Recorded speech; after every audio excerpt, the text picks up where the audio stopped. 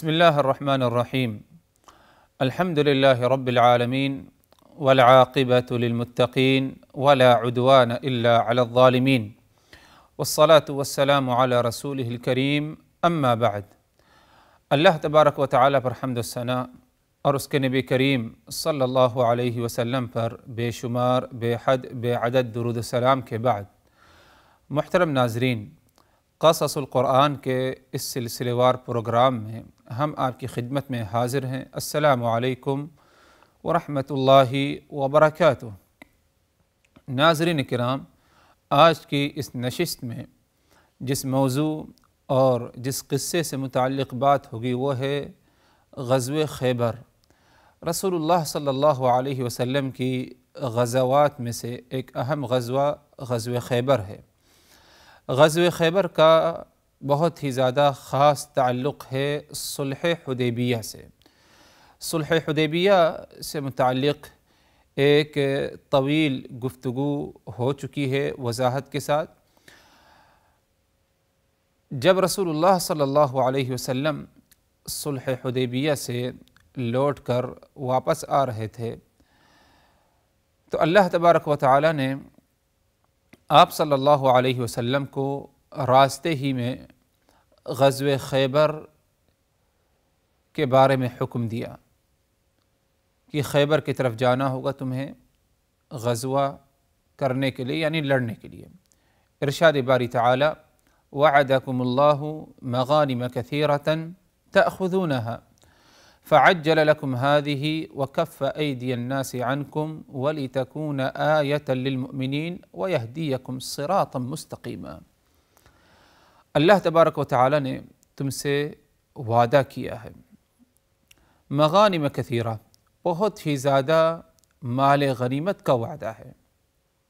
اللہ کی طرف سے تم سے یہ وعدہ ہے کہ اللہ تمہیں بہت ہی زیادہ مال غنیمت سے نوازے گا۔ تأخذونها، تم وہ مال غنیمت لوگ اپنے قبضے میں کرو گے۔ فعجل لکم هذه، اللہ نے مال غنیمت کی جو بشارت دی ان میں سے ایک کو اللہ نے کیا ہے فوری طور پر تمہارے سامنے تمہیں جو ہے عطا کیا ہے، مال غنیمت۔ مفسرین اہل علم کہتے ہیں کہ جو وعدہ ہے کہ وعدکم اللہ مغانم کثیرۃ تأخذونها، اللہ تبارک و تعالی بہت ہی زیادہ مال غنیمت کا تم سے وعدہ کرتا ہے، کثیر مال غنیمت۔ اس سے مراد یہ ہے کہ قیامت تک تمہیں اللہ تبارک و تعالی برابر ہر زمانے میں کیا ہے مال غنیمت سے کیا ہے ایمان والوں کو نوازے گا، جب بھی اسلام کی دفاع میں اور کفر کو ختم کرنے کے لیے لڑیں گے اور جہاد فی سبیل اللہ کا فریضہ انجام دیں گے۔ فعجل لکم هذه، اللہ نے تمہارے لیے یہ مال غنیمت ابھی تمہیں کیا ہے اس کا تمہیں حکم دیا ہے۔ وَكَفَّ أَيْدِيَ النَّاسِ عَنْكُمْ، اور لوگوں کے ہاتھوں کو تمہارے تک پہنچنے سے اللہ نے روک دیا ہے۔ یہ کون سا مال غنیمت ہے جس کو اللہ نے فوراً ایمان والوں کو جو ہے نصیب کیا، عطا کیا جب یہ آیت نازل ہوئی؟ اس سے مراد وہ مال غنیمت جو خیبر کے موقع پر ایمان والوں کے ہاتھ لگا۔ فعجل لکم هذه وکف ایدی الناس عنکم، اور اللہ تبارک و تعالی نے لوگوں کے ہاتھوں کو تم تک پہنچنے سے روک دیا، یعنی خیبر کے موقع پر لوگ تم سے لڑنے کی ہمت ان کے اندر نہیں رہے گی،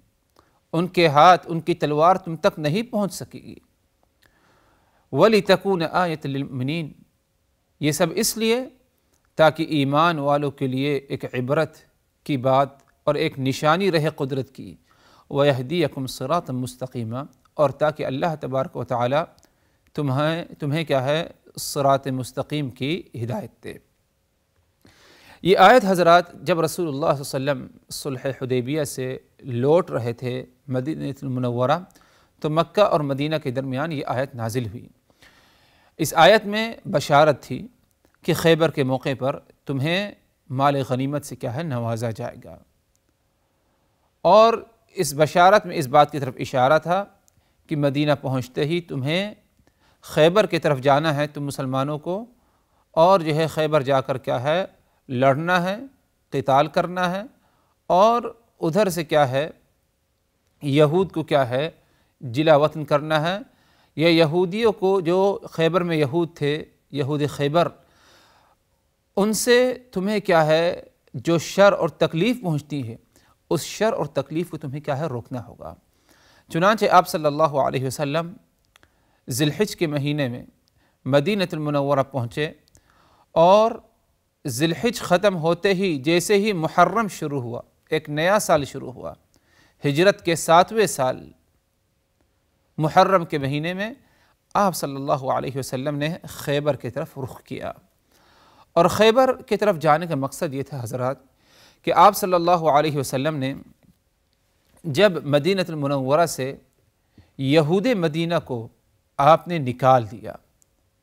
کیونکہ ان سے تکلیف پہنچ رہی تھی، ایذا پہنچا رہے تھے، تو آپ نے انہیں جلا وطن کر دیا، جا کر کے انہوں نے خیبر میں پناہ لی، کیونکہ خیبر میں بھی یہود موجود تھے۔ جب خیبر میں جا کر کے پناہ لی تو خیبر میں رہتے ہوئے بھی یہ اپنی حرکتوں سے باز نہیں آئے، بلکہ ادھر ہی رہتے ہوئے ایمان والوں کو نقصان پہنچانا، ان کو تکلیف دینا، ان کو پریشان کرنا، ادھر بھی کیا ہے ان کی طرف سے یہ سلسلہ کیا ہے باقی رہا، اپنی حرکت سے باز نہیں آئے۔ تو آپ صلی اللہ علیہ وسلم نے یہود مدینہ جو یہود خیبر کے ساتھ رہ رہے تھے، خیبر میں جا کر کے ان کے شر کو روکنے کے لیے اور ان کے شر سے اپنی حفاظت کے لیے آپ صلی اللہ علیہ وسلم نے خیبر کی طرف کیا ہے چڑھاؤ کیا۔ آپ صلی اللہ علیہ وسلم جب خیبر کی طرف نکلنے لگے تو آپ کے ساتھ بہت سارے لوگ جانے لگے، حالانکہ اللہ تبارک و تعالی نے یہ حکم دیا تھا کہ خیبر تمہارے ساتھ صرف وہی لوگ جائیں گے جنہوں نے صلح حدیبیہ میں تمہارے ساتھ کیا ہے شرکت کی ہے، جو صلح حدیبیہ کے موقع پر تمہارے ساتھ نہیں، مدینہ سے مکہ کے لیے جب تم جا رہے تھے تمہارے ساتھ جانے کے بجائے وہ پیچھے رہ گئے، مدینہ ہی میں رہ گئے، ان کو اجازت نہیں کہ یہ تمہارے ساتھ کیا ہے خیبر میں جائیں۔ تو جب آپ صلی اللہ علیہ وسلم خیبر کے لیے نکل رہے تھے تو آپ کے ساتھ آپ کے تمام وہ ساتھی تھے جنہوں نے آپ کے ساتھ کیا ہے صلح حدیبیہ میں شرکت کی تھی، اور ساتھ ہی ساتھ انہوں نے بھی نکلنے کی تیاری کی جو صلح حدیبیہ میں آپ کے ساتھ جانے سے کیا ہے پیچھے رہ گئے تھے۔ تو اللہ تبارک و تعالی نے ان کو جو ہے روکا تھا، اس کے باوجود نکلنا چاہے،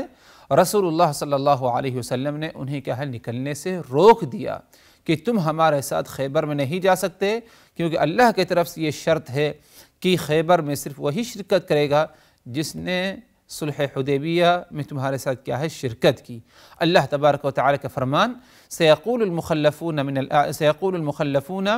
إذا انطلقتم إلى مغانم كثيرة تأخذونها إلى مغانم لتأخذوها ذرونا نتبعكم يريدون أن يبدلوا كلام الله قل لن تتبعونا كذلكم قال الله من قبل فسيقولون بل تحسدوننا بل كانوا لا يفقهون إلا قليلا۔ اے نبی، سيقول المخلفون، جو پیچھے رہ گئے تھے وہ کہیں گے تم سے، یعنی صلح حدیبیہ میں جانے سے پیچھے رہ گئے تھے، سيقول المخلفون، یہ لوگ تم سے کہیں گے، اذا انطلقتم، اس وقت کہیں گے جب تم نکلو گے مدینہ سے، کہاں؟ الى مغانم لتأخذوها، مال غنیمت کو حاصل کرنے کے لیے نکلو گے، یعنی خیبر کی طرف نکلو گے، ذرونا نتبعکم، یہ کہیں گے کہ ہمیں بھی اجازت دو، ہم بھی تمہارے ساتھ جو ہے نکلیں گے، تمہارے ساتھ شرکت کریں گے خیبر میں۔ یریدون ان یبدلوا کلام اللہ، یہ اللہ تبارک و تعالیٰ کے کلام کو، اللہ کی بات کو بدلنا چاہتے ہیں،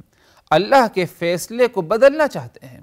اللہ کا فیصلہ ہے، اللہ کا حکم ہے کہ خیبر میں وہی جائے گا، خیبر میں شرکت کے لیے، غزوہ خیبر میں جو صلح حدیبیہ میں آپ کے ساتھ شرکت کی، جو پیچھے رہ گئے تھے صلح حدیبیہ میں جانے سے، وہ غزوہ خیبر میں شرکت نہیں کریں گے۔ یہ اللہ کا فیصلہ ہے۔ یریدون ان یبدلوا کلام اللہ، یہ لوگ تمہارے ساتھ جا کر کے اللہ کے فیصلے کو، اللہ کے حکم کو بدلنا چاہتے ہیں۔ قل لن تتبعونا،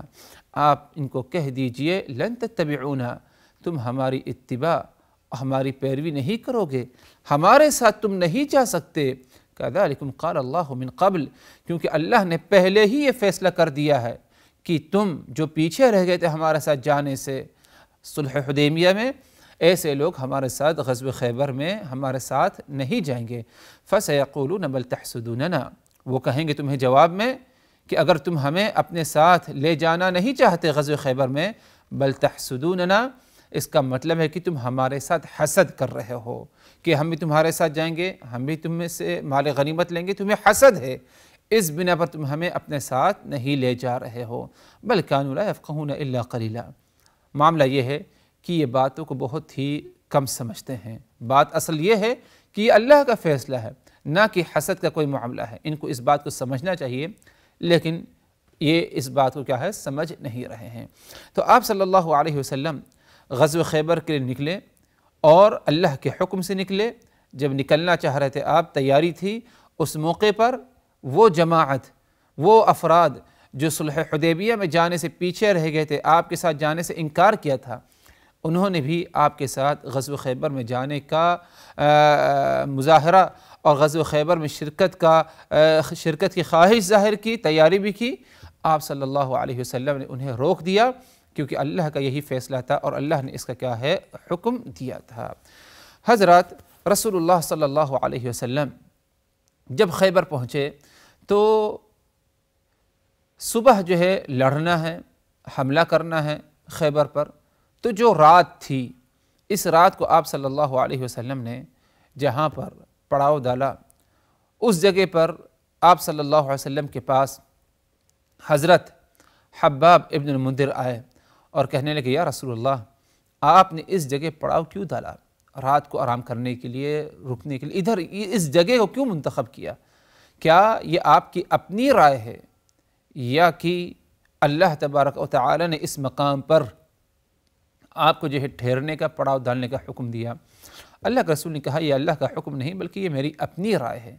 تو حباب ابن المنذر نے کہا یا رسول اللہ، یہ جگہ مناسب نہیں ہے، آپ اس جگہ کو چھوڑ کر فلاں جگہ کیا ہے منتقل ہو جائیں۔ تو آپ صلی اللہ علیہ وسلم نے حباب ابن المنذر کی اس رائے کو قبول کیا اور اس جگہ کو چھوڑ دیا۔ آپ نے جو ہے اپنے آپ کو صحابہ کرام کے ساتھ جو ہے دوسری جگہ منتقل کر لیا جہاں پر حباب ابن المنذر جو ہے کہہ رہے تھے۔ اسی طرح حضرات، مسلمانوں نے صبح ہوتے ہی اللہ کے رسول صلی اللہ علیہ وسلم کے حکم سے خیبر پر کیا ہے حملہ کیا، اور خیبر میں 8 مضبوط قسم کے قلعے تھے، اور یہ 8 قلعے ایسے تھے کہ بظاہر بہت ہی مشکل تھا ان قلعوں میں داخل ہونا، کیونکہ انہی 8 قلعوں میں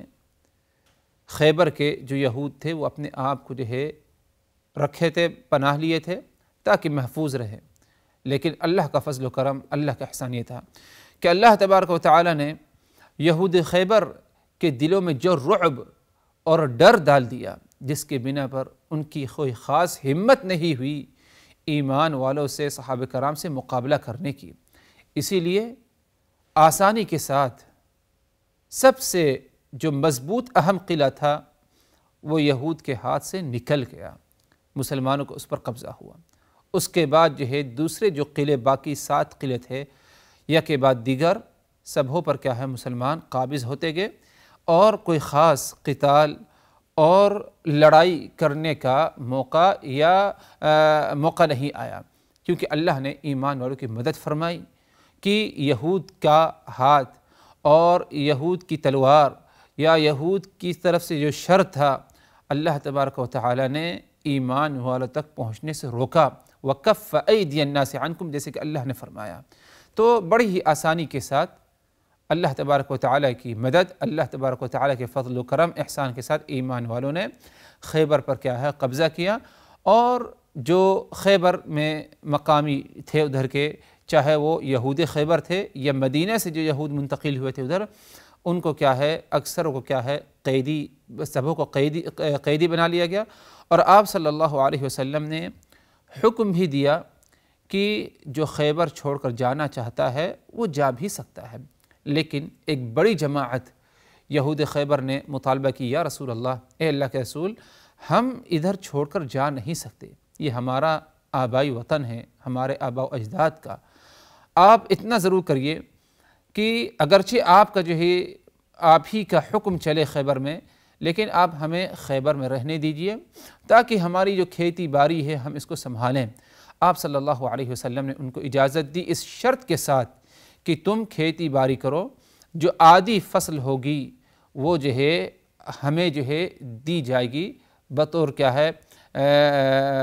اس کے بدلے میں کہ تم اس مقام پر خیبر میں جو ہے رہو گے۔ تو اس پر کیا ہے عمل پایا گیا کہ جب بھی کھیتی ہوتی تو یہود خیبر اس کا آدھا حصہ، نصف حصہ اللہ کے رسول کو اور جو ہے ایمان والوں کے نصیب میں جو ہے آتا۔ اب اس کے بعد جو کچھ مال غنیمت اللہ تبارک و تعالی نے ایمان والوں کو نصیب کیا، اس موقع پر رسول اللہ صلی اللہ علیہ وسلم نے بڑے ہی آسانی کے ساتھ اسے کیا ہے تقسیم بھی کر دیا ایمان اور صحابہ کرام کے درمیان۔ اسی موقع پر حضرات رسول اللہ صلی اللہ علیہ وسلم نے حضرت صفیہ